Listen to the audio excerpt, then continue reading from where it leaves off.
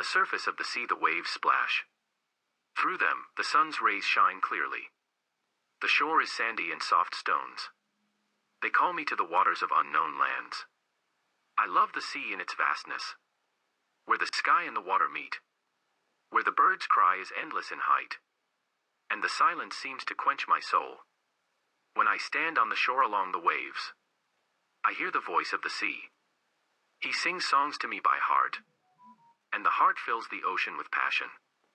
The sea flows in perpetual motion, and each wave has its own story.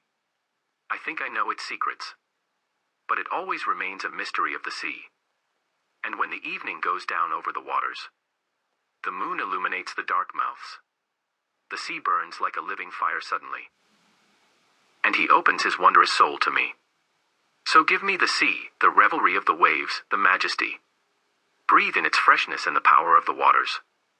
Let my heart fly to the sea, along the shores of azure and sandy roads.